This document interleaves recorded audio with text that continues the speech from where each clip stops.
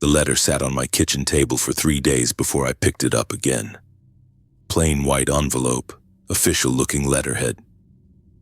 The handwriting was neat, almost too perfect. Dr. Willow Warren, Antarctic Research Station 16. I didn't know any Dr. Warren, never heard of Station 16 either. I poured another cup of coffee and sat down. My morning routine was usually the same: coffee, breakfast, check the news, but that letter kept pulling my attention away. Finally, I picked it up and read it again. Mr. Little, I hope this letter finds you well. We haven't formally met, but I was present during the incident in Iraq 4 years ago.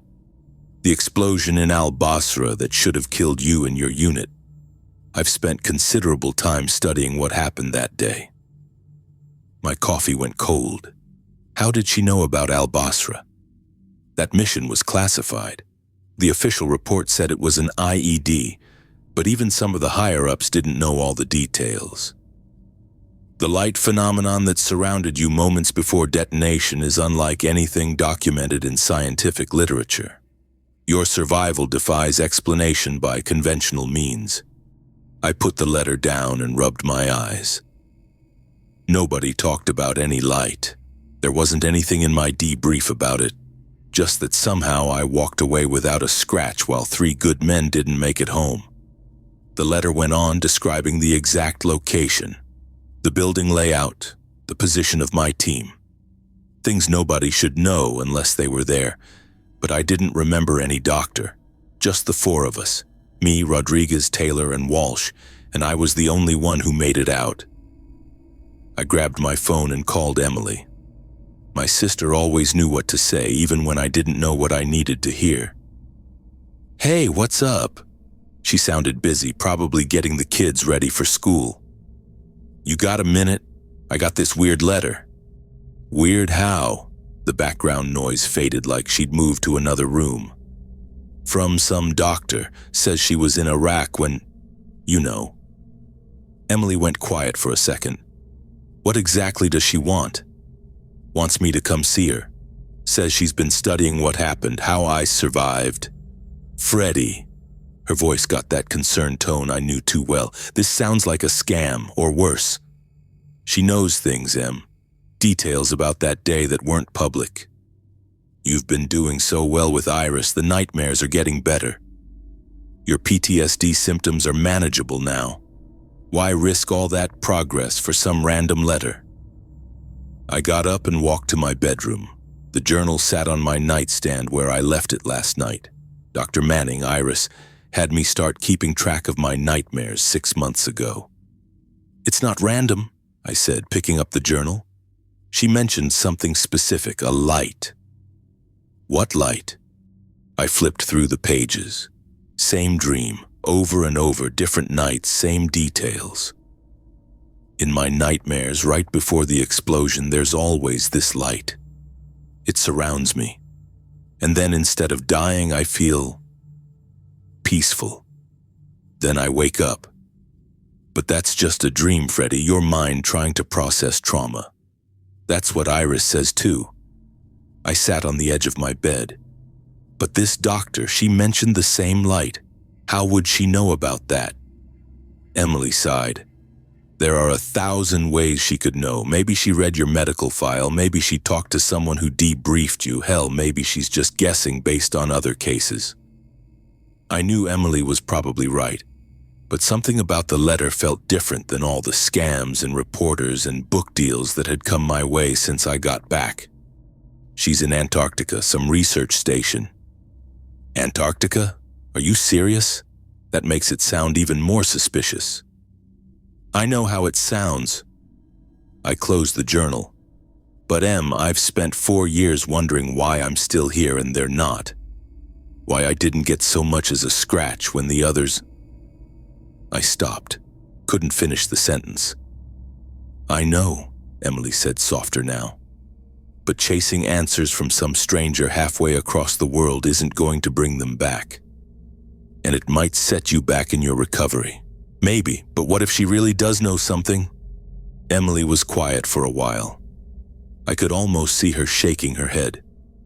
Just promise me you'll talk to Iris about this before you do anything, okay? I will, I said, but I already knew what I was going to do. I did talk to Iris. She had the same concerns as Emily, but she also understood why I needed answers. 4 years of therapy had helped with the symptoms, but not the questions. Why me? Why did I survive? The dreams about the light, were they just my brain making stuff up, or was there something to them? I called the number in Dr. Warren's letter. She picked up on the second ring like she was waiting for my call. Her voice was calm, professional. She explained she was leading a research team studying anomalous phenomena. Said she couldn't discuss details over the phone, but if I was willing to come to the station, she'd show me everything they'd learned about what happened that day. 2 weeks later, I packed a bag with cold weather gear I hadn't used since a training exercise in Alaska. Emily came over the night before my flight. She tried one more time to talk me out of it. This could be dangerous, Freddie. You don't know these people. I checked her out, I said, zipping up my duffel. Dr. Warren's legit, published scientist. The research station is real too. It's a joint international project. That doesn't mean her interest in you is legitimate. I need to know, Em. I looked at my sister. 4 years of wondering why I'm alive when Rodriguez, Taylor, and Walsh aren't. 4 years of those dreams. If there's even a chance she has answers. Emily hugged me tight. Just be careful. And call me when you can. I will. The next morning I took a commercial flight to Christchurch, New Zealand. From there, a military transport would take me the rest of the way. As I waited at the military airfield, I watched crews load cargo onto a massive C-17. The familiar routine was oddly comforting. Some things don't change whether you're heading to the desert or the ice. A guy in a flight suit approached me. Freddie Little? I nodded. Braden Franklin. I'll be flying you the last leg to Station 16. He shook my hand. Dr. Warren's pretty excited you're coming. Been working on this project for years, apparently. What exactly is she researching down there? I asked. Braden shrugged. Above my pay grade. I just fly the bird. He nodded toward the tarmac where a smaller plane waited. That's us, Twin Otter. Not as comfy as commercial, but she'll get us there. I grabbed my bag and followed him. The whole time I kept thinking about Emily's warnings and Iris's concerned face during our last session. Maybe they were right to worry, maybe this was a mistake. But as I climbed aboard the small aircraft, I knew I couldn't turn back. Whatever happened in Iraq, whatever that light was in my dreams, Dr. Warren might have answers. And after 4 years of questions, I needed those answers more than I needed the comfort of staying home. Braden started the engines. I buckled in and watched New Zealand disappear beneath us as we headed south toward Antarctica, toward whatever truth was waiting for me there. The flight to Antarctica took forever. 6 hours of engine noise and Braden pointing out landmarks I couldn't see through the clouds. We stopped once at some remote fueling station, then kept going. I dozed off a couple times, but never for long. The seats in the Twin Otter weren't built for comfort. Almost there, Braden said finally, his voice crackling through my headset. You'll see the station in about 10 minutes. I leaned toward the window. Nothing but white below us, endless ice stretching in every direction. Warren's team picked a weird spot, Braden said. Most research stations are on the coast or clustered together. This one's way out here on its own. Makes supply runs a pain in the ass. Any idea why they'd set up so far from everything? Braden shrugged. They're looking for something specific, I guess. Not my business to ask. The plane dipped lower and I spotted it. A small collection of buildings standing alone in the vast white landscape. The main structure looked like a bunch of shipping containers welded together. A few smaller outbuildings surrounded it, and what looked like a helicopter pad off to the side. That's home for the next few weeks, Braden said as he circled the site. Hope you packed your long underwear. Gets cold as hell down here. We landed on a makeshift runway, basically just a flat stretch of ice they'd marked and packed down. The plane skidded a bit before coming to a stop. When Braden cut the engines, the silence hit me first. No city noise, no birds, nothing. "Grab your gear," Braden said, unbuckling. "Let's get inside before we freeze." I pulled on my heavy coat and gloves, then grabbed my duffel. The moment Braden opened the door, the cold hit me like a punch. It wasn't just cold. It was something else entirely, like the air itself was hostile. My breath froze instantly. A figure in a bright red parka was walking toward us, waving. Even with the hood up and a scarf covering most of their face, I could tell it was a woman from her build. "Dr. Warren?" I called out as we approached.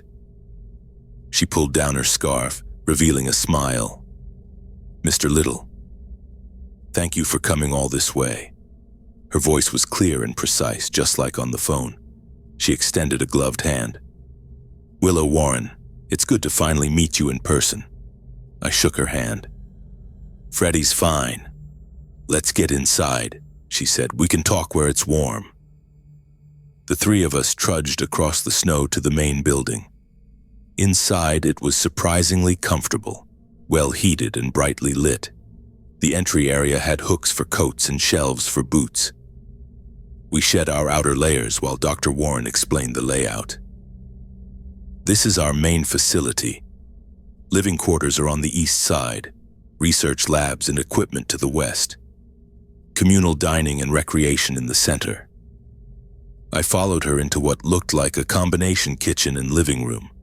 A few people were working at computers or reading on couches. "Coffee?" she asked. "God, yes."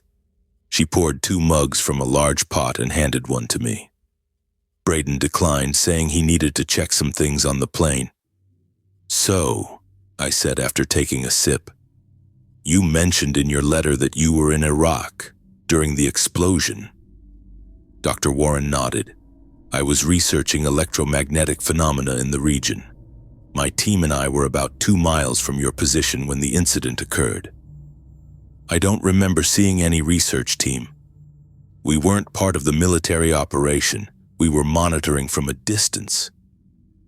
She studied me over her mug. "The light that surrounded you, I've been tracking similar phenomena for years. When I witnessed what happened to you, I knew it was connected to my research." "Connected how?" "That's why you're here." She set down her mug. "Let me introduce you to the rest of the team, and then we can show you what we've found." Dr. Warren led me through the facility to a large room filled with monitors, equipment, and 3 people working at various stations. "Everyone," she called out, "this is Freddy Little."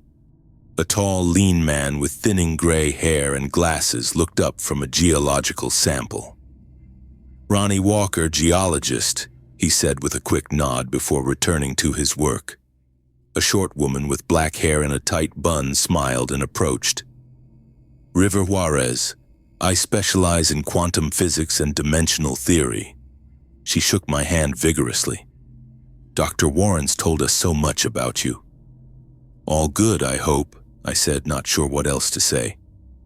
"And this is Francisco Sawyer." Dr. Warren indicated a stocky man with a thick beard who was studying satellite imagery. "Everyone calls me Hayden," he said, giving me a firm handshake. "I handle security and communications." I nodded to each of them. "Nice to meet you all." Dr. Warren guided me to a large central table with a 3D holographic display. "Now that introductions are out of the way, I can show you why you're here." She tapped a few commands on a keyboard. The display lit up with a cross-section of ice. Deep beneath the surface was what looked like a perfectly straight tunnel. "What am I looking at?" I asked. "Ground-penetrating radar," Dr. Warren explained. "This is directly below us, about 800 feet down in the ice." I leaned closer. "That looks artificial." "It is." Ronnie had joined us at the table. "No natural process forms tunnels that straight or uniform. The dimensions are consistent throughout. 12 feet in diameter, running for at least 5 miles in either direction. How is that possible? I asked. Who built it? That's the real question, River said, excitement in her voice. Based on ice core samples and carbon dating of materials we've found, this structure has been here for approximately 10,000 years. I stared at them. That can't be right. Nobody had that kind of technology 10,000 years ago. Exactly, Dr. Warren said. Yet here it is. What does this have to do with me? I asked. Or what happened in Iraq? Dr. Warren tapped more commands. The display changed to show 2 colorful spectral analyses side by side. The left image is an energy signature we detected emanating from the tunnel, she explained. The right is what we recorded surrounding you during the explosion in Iraq. I looked closer. The patterns were identical, and same colors, same intensity, same unusual wave formations. They're the same, I said quietly. Down to the quantum level, River confirmed. Whatever energy surrounded you that day in Iraq, it's the same energy coming from this structure beneath the ice. My head was spinning. That doesn't make sense. How could something in Antarctica have anything to do with an IED in Iraq? We don't believe it was an IED, Dr. Warren said. Not in the conventional sense. The energy readings, the way it affected you, but not your team. We think you triggered something connected to what's down here. Triggered what? How? That's what we're trying to figure out, Dr. Warren said. We've been monitoring this site for years. But activity increased dramatically after your incident in Iraq. It's as if the 2 events are linked somehow. I was about to ask another question when Hayden suddenly straightened up at his console. Dr. Warren, he called out. We've got incoming. Warren frowned. Incoming what? We're not scheduled for any supply drops. Hayden typed rapidly. Helicopter, Russian markings. Looks like Dakota Roberts and his team. They're requesting permission to land. They're not due for another 2 weeks, Dr. Warren said, her voice tense. Should I deny them? Hayden asked. Dr. Warren thought for a moment. No, that would only create problems. Tell them they can land. But I want everyone on their best behavior. Remember our agreement with their government. We share facilities but not research data. Hayden nodded and sent the message.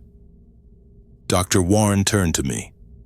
I'm sorry about this interruption. The Russians have their own research team studying similar phenomena. We have an agreement to share the station but work independently. You don't sound happy about it, I noted. International cooperation is necessary in Antarctica, she said diplomatically. But their methods and objectives don't always align with ours. We all moved to the entry area and watched through the windows as a large helicopter descended onto the landing pad. The rotors kicked up snow in all directions. 6 people emerged from the helicopter. 5 wore what looked like military-style cold weather gear. The 6th, a woman, was dressed more like the scientists here. Dakota Roberts, Dr. Warren said, pointing to the tallest man who was clearly in charge. He leads their team. The woman is Hazel Hart, their chief scientist. The Russians trudged through the snow toward the station. Dr. Warren opened the door to greet them. Dr. Roberts, she said, we weren't expecting you for another 2 weeks. The man removed his hood, revealing steel-gray hair and cold blue eyes. Change of plans, Dr. Warren. His English was perfect but heavily accented. We had opportunity to arrive earlier. I hope this does not inconvenience you. Not at all, Dr. Warren said, though her tone suggested otherwise. Please come in. Dakota entered, followed by the others. He introduced them one by one. You know Dr. Hart.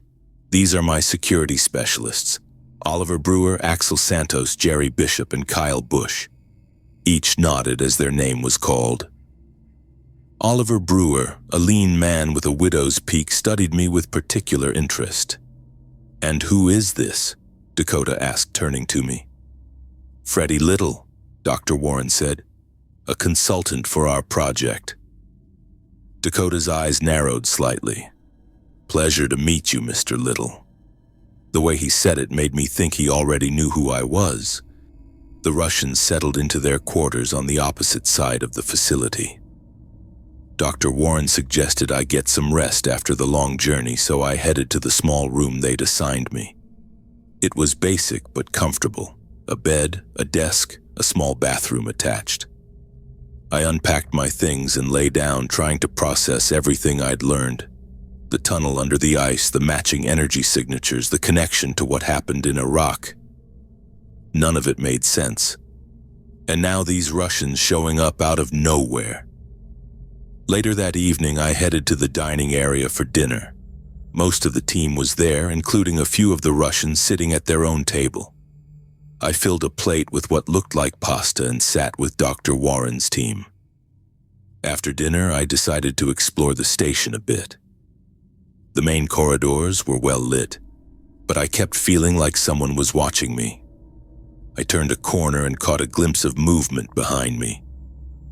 When I stopped and turned around, there was nothing. I continued walking, listening carefully.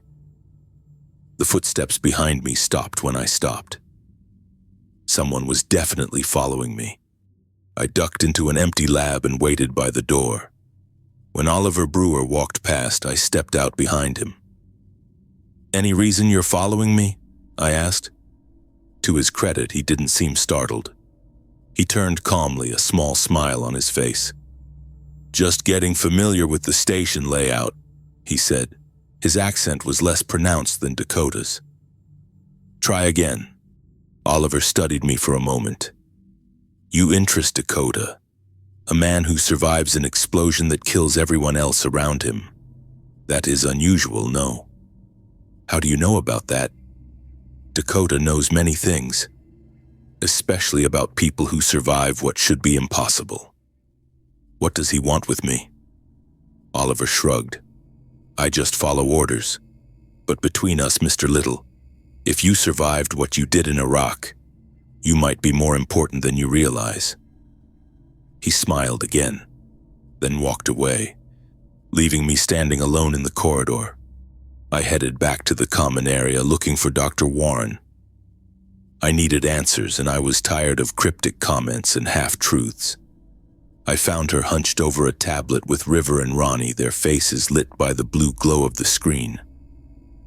"We need to talk," I said, probably a bit louder than necessary. She looked up, eyes wide. "What's wrong?" "Your Russian friends. One of them just cornered me in the hallway. Seems they know all about what happened to me in Iraq."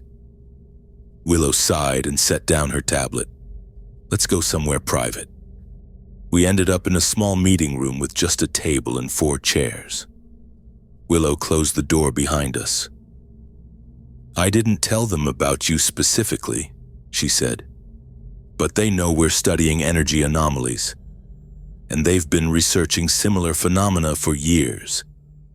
That doesn't explain how they know about my team, about the explosion." She sat down across from me. "Dakota Roberts has connections in various military and intelligence circles. That's all I know." "Great. So I'm being watched by some kind of Russian spy." "He's a scientist, Freddy.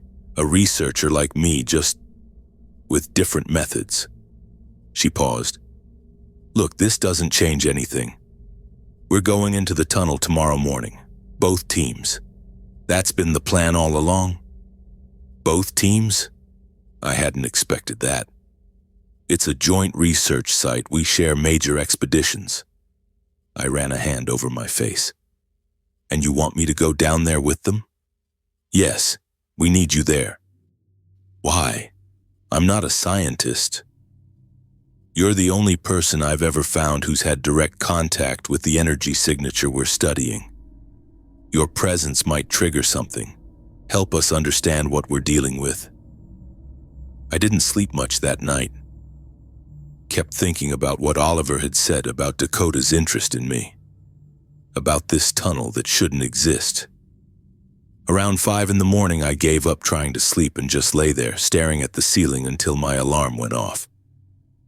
At breakfast, the tension in the room was obvious.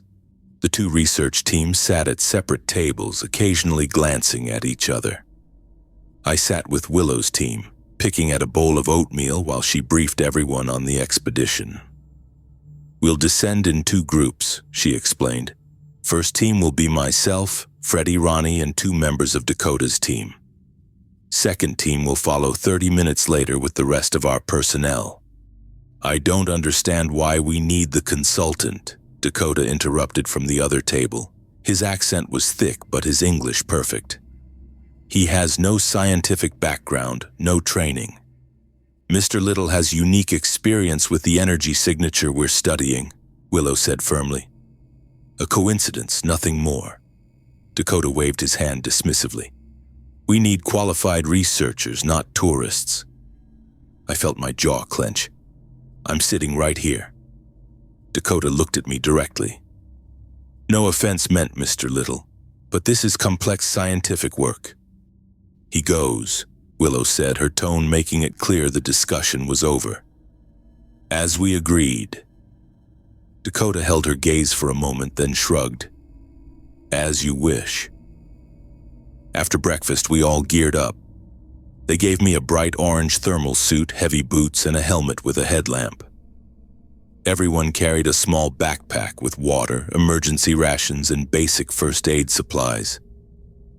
Willow handed me a small device that looked like a cell phone. "Personal monitor," she explained. "It'll track your vitals and alert us if anything changes drastically." "Expecting something to happen to me down there?" I asked. She didn't smile. "Just a precaution."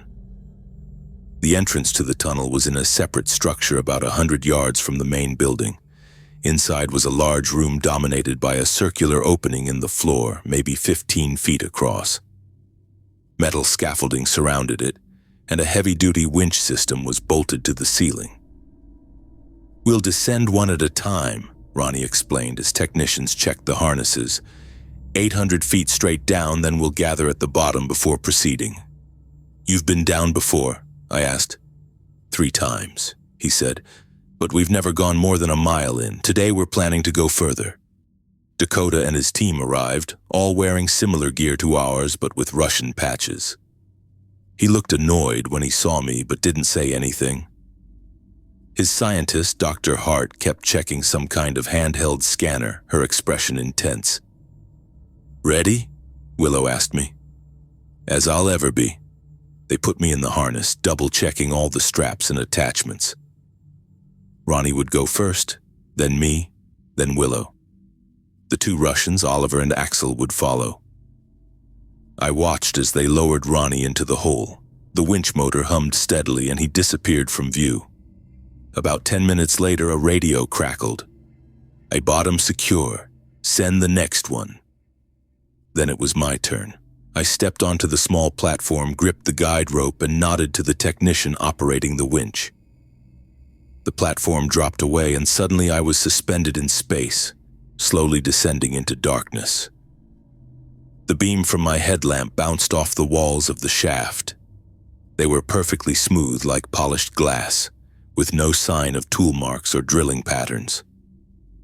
The circle was mathematically perfect too, not even the slightest variation in diameter that I could see. "You okay, Freddie?" Willow's voice came through the radio in my helmet. "Yeah, it's just weird. These walls don't look natural." "That's what makes this discovery so significant," she replied. The descent took about 15 minutes. When I reached the bottom, Ronnie helped me out of the harness. The floor of the shaft was as perfectly smooth as the walls, like standing on polished stone. "Incredible, isn't it?" Ronnie said, his headlamp illuminating the wall nearest us.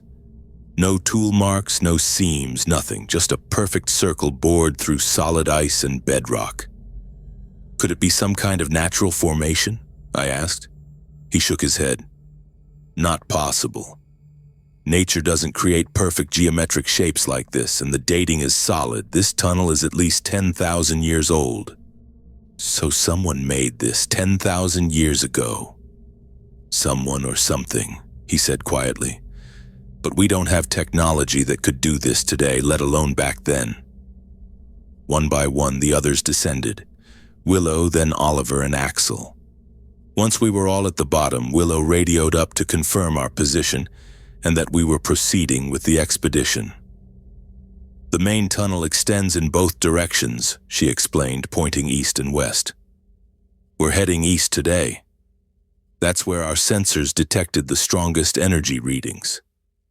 We started walking, our headlamps creating pools of light in the darkness. The tunnel stretched ahead of us, perfectly straight, disappearing into the distance. After about 20 minutes, Ronnie fell into step beside me. The geological implications are mind-boggling, he said.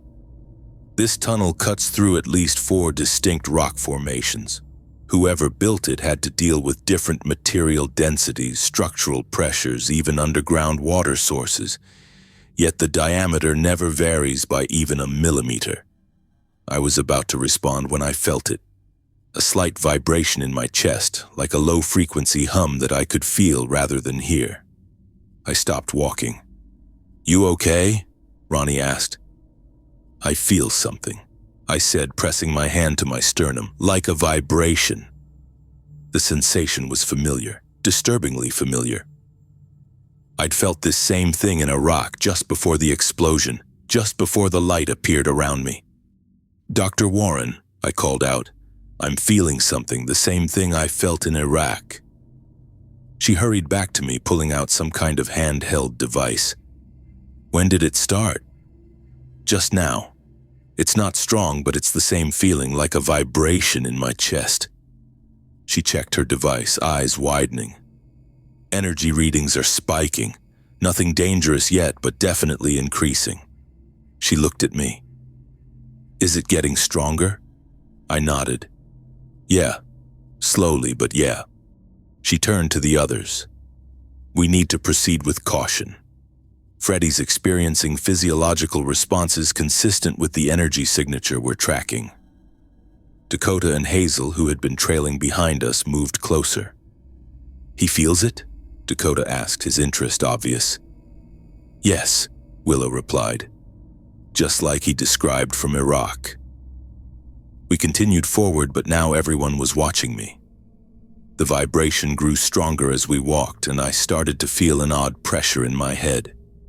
Not painful, but definitely noticeable. After another 10 minutes of walking, the tunnel suddenly opened into a vast chamber. Our headlamps couldn't reach the ceiling or the far walls. The space was enormous. But they did illuminate something in the center, a raised platform of some kind with what looked like a stone altar on top of it. "Holy shit," someone whispered behind me. Willow was already scanning with her devices.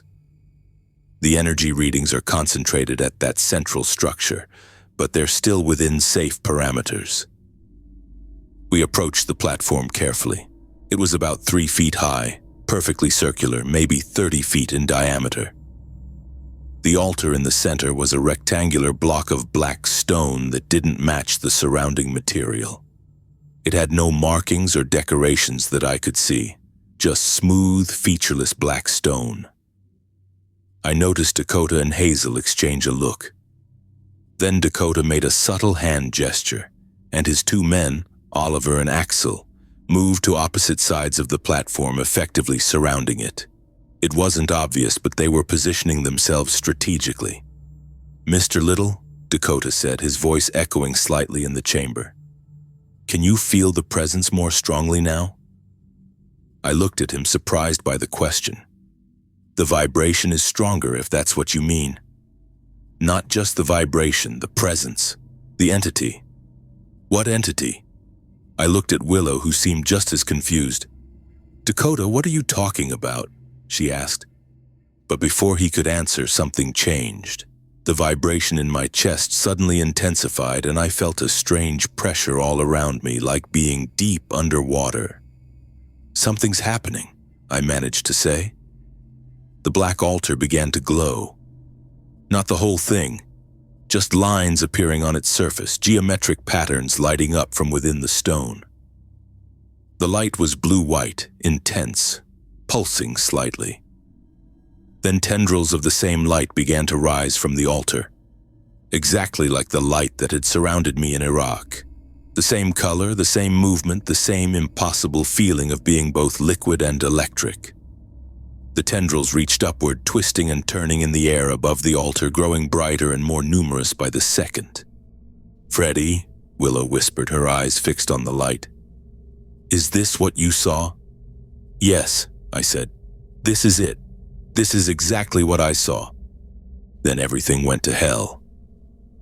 "Step away from the altar, Dr. Warren," Dakota said, his voice cutting through the silence. I turned to see him pointing a handgun directly at Willow's head. "What are you doing?" Willow's voice shook as she raised her hands slowly. "I said step back," Dakota repeated. His face had changed completely, all the polite smiles gone, replaced with something cold and calculating. I took a step forward. "What the hell is going on?" Dakota's eyes flicked to me, but his gun stayed on Willow. "This doesn't concern you, Mr. Little. Not directly." "Like hell it doesn't," I said. "Put the gun down." Behind us, I heard movement. Oliver and Kyle had spread out, taking positions around the platform. Axel and Jerry were moving too, blocking the tunnel entrance. "I'm afraid I can't do that," Dakota said. "Dr. Hart, please secure the monitoring equipment." Hazel moved quickly, grabbing Willow's tablet from her hands. I asked, "What's going on?" I said again, louder this time. Dakota's expression changed, almost softened. "You truly don't know, do you? What you are? What chose you? What are you talking about?"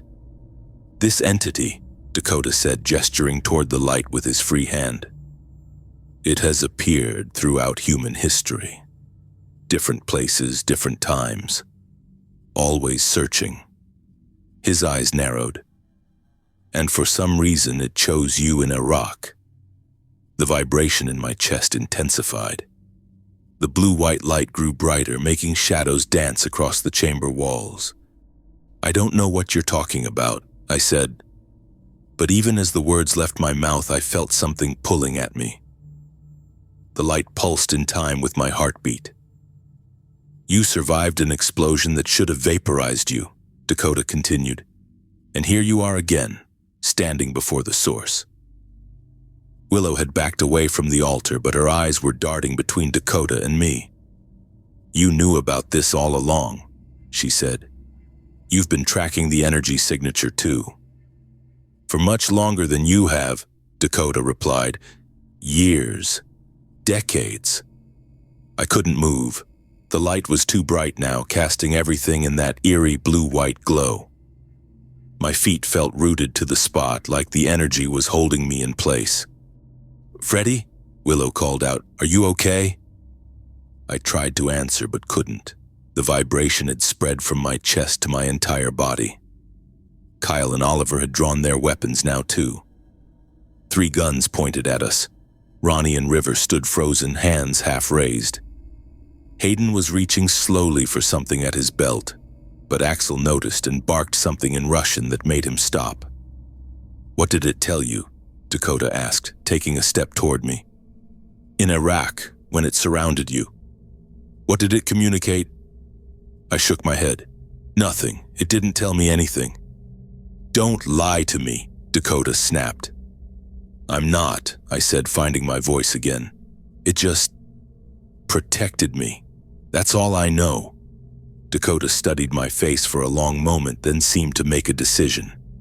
"Secure them," he ordered, "and bring Mr. Little to me." Kyle moved toward Ronnie and River while Oliver approached me. I tensed, ready to fight back, but the light suddenly pulsed violently. A wave of energy that expanded outward from the altar. The force hit Dakota first, lifting him off his feet and throwing him backward like he weighed nothing. He slammed into the chamber wall and crumpled to the floor. The same happened to Kyle, Oliver, Axel, and Jerry, all flung away from the platform like rag dolls. But nothing happened to me, or to Willow, Ronnie, River, and Hayden. The energy passed through us like we weren't even there. "What the hell?" Hayden whispered. Dakota struggled to his feet, blood trickling from his nose. His eyes were wild with a mix of fear and fascination. "It's protecting him again," he said, reaching for his fallen gun. "Just like in Iraq." He raised the weapon and aimed directly at my chest. I didn't have time to move. The gun fired. The sound echoed through the chamber. But the bullet never reached me. It stopped about 3 feet from my chest, suspended in the blue-white light. Then it just dissolved, turning to dust that floated away. Dakota's face went pale. He fired again and again. Each bullet stopped and disintegrated. "Fascinating," he whispered. The light was changing now, the tendrils growing thicker, more substantial. They reached out from the altar, stretching toward the Russians. Kyle screamed first as the light touched his leg. I watched in horror as his boot, then his foot, simply came apart, breaking down into tiny particles that swirled away into the light. The disintegration traveled up his leg, then to his torso. "No!" he screamed, clawing at the air. "Please, no!" The same was happening to Oliver and Axel. Jerry had somehow made it to the tunnel entrance, but the light caught him there, wrapping around his body like a cocoon before pulling him apart. I couldn't move, couldn't speak. I just watched as they were unmade. Only Dakota and Hazel remained. The light lifted Dakota into the air, suspending him about 5 feet above the ground. Instead of fear, his face showed a twisted kind of wonder. "We tracked the energy signature from Iraq," he said, his voice strangely calm even as the light began to break down his lower body. "Followed it here. We had to know. Had to understand why it chose you and not us." His legs were gone now, dissolved into the swirling light. The disintegration was slower than with the others, almost deliberate. "What are you?" I asked. Dakota actually smiled. "Just men trying to harness a power beyond our understanding. We've been searching for it for generations." His torso was beginning to break apart now, little pieces of him flowing into the light. "The question is, what are you?" Then he was gone. Completely gone. The light enveloped Hazel next. She didn't scream, didn't fight. She simply closed her eyes as she dissolved into nothingness. And then it was just us, the American team, standing there unharmed as the light slowly retracted back to the altar, pulsing gently like a heartbeat. Nobody said a word on the way back up. We just climbed in silence, one after another. I kept glancing down at my hands, half expecting to see them dissolving like Dakota's had. They didn't. They were just my hands, same as always. When we reached the surface, the bright fluorescent lights of the entry structure hurt my eyes. We'd been in that tunnel for 2 hours, maybe? But it felt like days. Ronnie pulled off his helmet first, his face pale and sweaty despite the cold. River was shaking. Hayden kept looking behind us like he expected something to follow. Willow took charge. "Everyone get some rest. We'll debrief in 3 hours." Nobody argued. We just stripped off our gear and mechanical motions and headed back to the main facility. The walk across the ice took maybe 2 minutes, but it felt like forever. The wind had picked up, blowing snow and stinging little needles against any exposed skin. Inside, the station felt too normal, too ordinary. The same metal walls, the same hum of ventilation. Like nothing had changed. But everything had changed. "I need to check our comms," Hayden said, the first words any of us had spoken since leaving the chamber.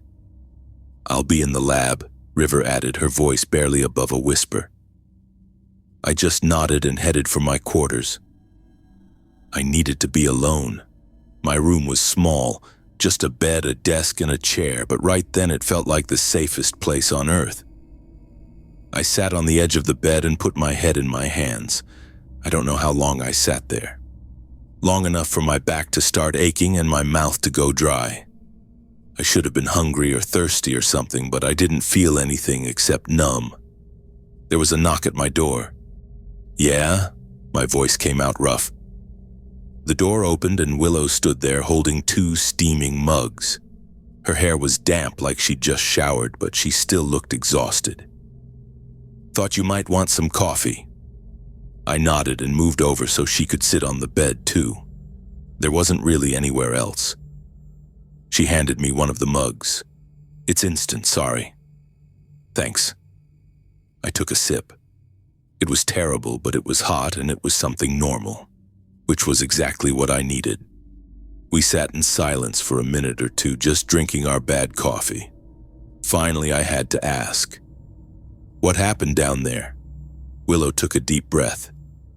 "Honestly, I don't know exactly, but I have theories. I'm listening." She set her mug down on the floor. "This isn't the first time this entity has appeared. We've been tracking energy signatures like this throughout history." "What do you mean?"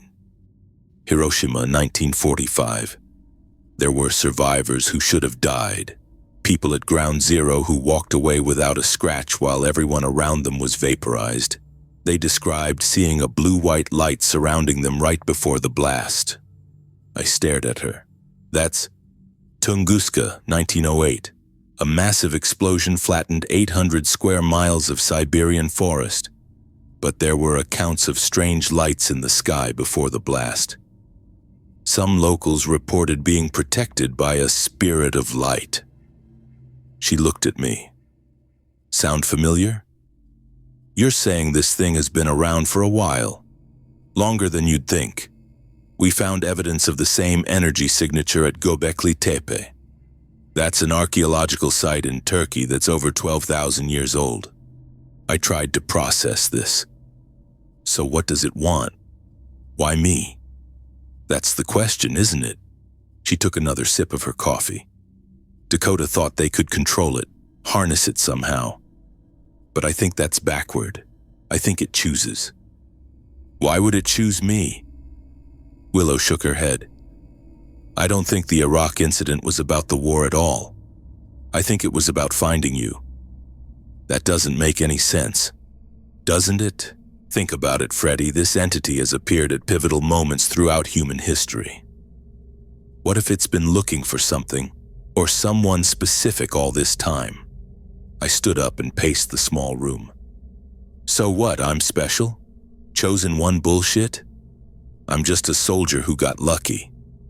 Are you? You survived an explosion that should have killed you. You walked into that chamber today and 5 people died while you were protected. That doesn't sound like luck to me." I stopped and looked at her. "The nightmares." "What?" "My nightmares after Iraq.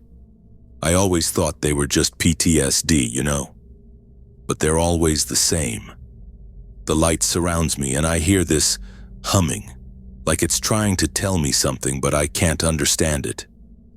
Willow's eyes widened. "You never mentioned that before." I didn't think it mattered.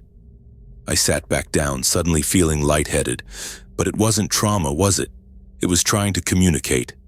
"I think so, yes." I stared at my coffee, watching the steam rise. "It didn't just save me, it chose me, but why? What does it want?" "I don't know." Willow's voice was quiet. "But I think you're the key to understanding it." We fell silent again. Outside my small window, I could see the endless Antarctic ice stretching to the horizon, white and featureless under the pale sky. In Iraq, all I'd wanted was to understand why I'd survived when my friends hadn't. Now I had an answer, but it just led to more questions. "What happens now?" I finally asked. "We keep studying it. We try to understand what it wants, why it's here." She looked at me. "That is, if you're willing to stay and help us." For the first time since watching Dakota and his team dissolve into nothing, I felt something break through the numbness, a sense of purpose. This was why I'd come here, not just to find answers about my past, but to discover something bigger than myself. Yeah, I said, I'll stay. Willow nodded, looking relieved. Good. We need you. You really think we can understand it, this entity? I don't know, but we have to try. She stood up. Get some rest. We'll talk more later. After she left, I sat looking out that little window for a long time. The light had given me a second chance in Iraq when it could have let me die with my team. Now it had protected me again. And in the process, it had given me something I hadn't had since coming home from the war. A reason for that life. Whatever this journey was, whatever the entity wanted from me, I knew one thing with absolute certainty. I would survive to see where it led.